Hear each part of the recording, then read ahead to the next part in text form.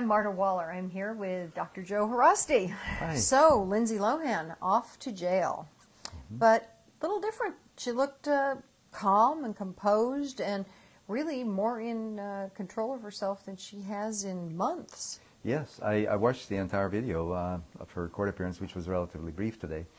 I understand she got there somewhat late, but not too late, and she seemed like a totally different person. Her whole demeanor had changed, whereas before it was clear that she was on drugs.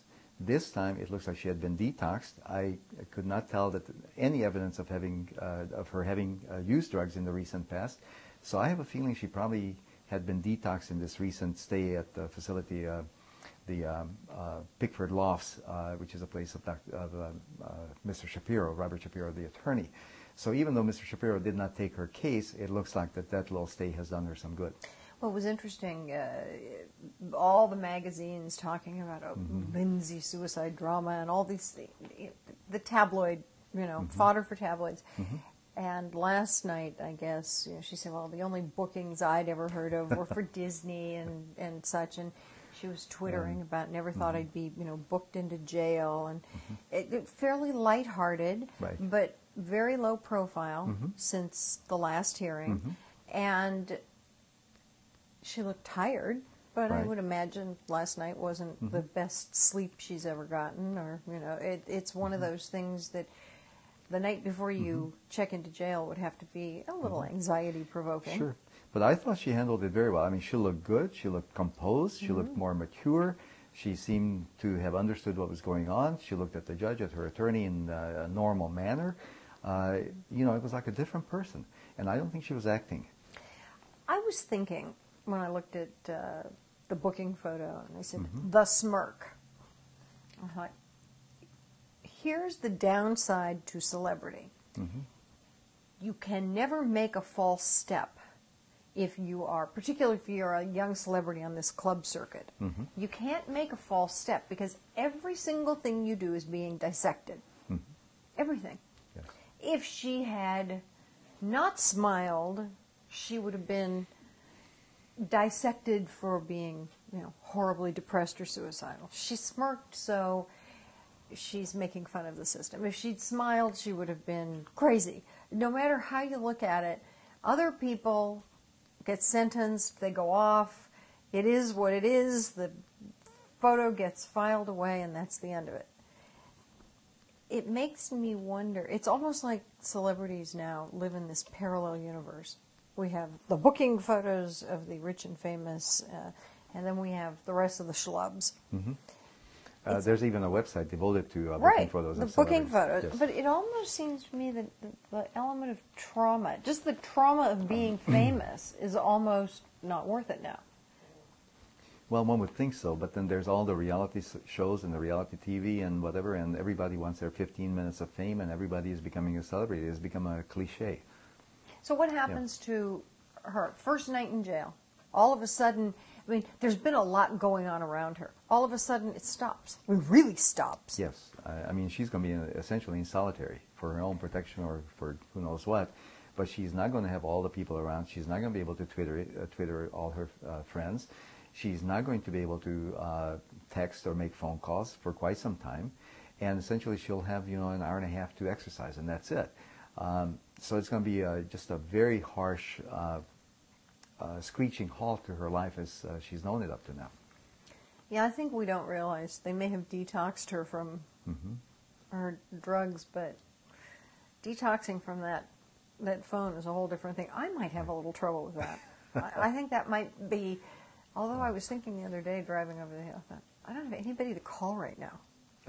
When I wanted to talk to someone, I have no one to call. But that's sort of and no computer.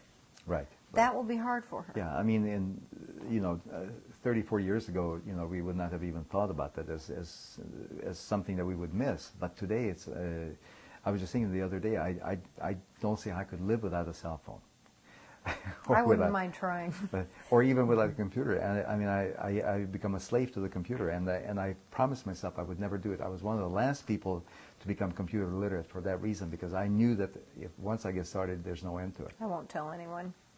I think, though, that when you look at her more composed, that this probably will make her transition a little easier into this day-to-day jail life, because she still has to be there probably a third of the time. Right. And, you know, even if it's only a third, that's still close to 30 days. Right. I'm just so glad for her that she made good use of that 2 weeks. We had talked about the fact that, you know, if she doesn't make good use of this time, we are really worried about her, that, you know, she could not even live to this day. So I'm glad that she made it. I'm glad that she did the right thing by going into some type of rehab where she was able to get detoxed, that she did talk to Mr. Shapiro, who offered her a different point of view, and who was going to be kind of like a Dutch uncle to her, who was going to take matters in hand and provide some real structure and some real firm guidance, which she has never had up to now. Well, her mother had her, you know, was talking about the system failing her daughter, and her father talked about the system failing their daughter. And I know a number of people who've been in the circumstance of having a DUI or 2 DUIs, and it's so easy to point fingers and say it's someone else's fault. And this girl has never been in a position of having to stand up and say, I did this, it was stupid, and I'll accept responsibility. If she had ever done any of that at the front end, it would be over with. Oh, yeah. It would be done. We would never be facing facing It would be history. This. Exactly. She would not be facing jail time. She would not be facing another 90 days of rehab. She would not be seeing her life as an ongoing train wreck. Somehow, no one should have to go to jail for 90 days and rehab for 90 days for and what was initially 1 DUI. Right. Because she never went, you know, she didn't do the classes, Right. she didn't do the alcohol diversion and all. And it's a problem. I mean, it's a pain, but there's a reason why it's there. Exactly. And it's unfortunate because sometimes I think that by having the high-priced attorneys go in and fight these things, especially for someone as young as she is, they're saying if you have enough money, you never have to face up to any of the things you do that are wrong. So people in her position never ever have to grow up. They never have to accept responsibility. No, I agree. I think the pendulum has started to swing the other way. Ever since Phil Spector, I think judges are going to be much harsher when it comes to celebrities, especially since LA has a reputation that celebrities are treated with kid gloves, or they have a different legal system applied to them. Well, this should be an interesting, and I don't think, you know, her life will not be fun, but you know, it's not like she's going into a place where she's going to be beaten every day. I mean, it's just going to be austere. Right. And no, I think the main thing is that she will realize that there are limits in life, that she cannot get away with everything, that there are limits, and that she has to face up to the fact that she brought this on herself. And I hope that she will do that. Well, and then, of course, her driving privileges and her auto insurance are a whole nother, and her insurability as an actress. Absolutely. She has a whole world of issues that may take 3 or 4 years, 5 years to resolve after this is finished.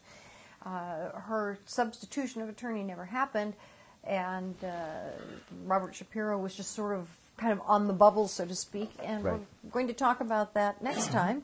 So until then, I'm Marta Waller. And I'm Dr. Joe Haraszti. And we'll see you next time.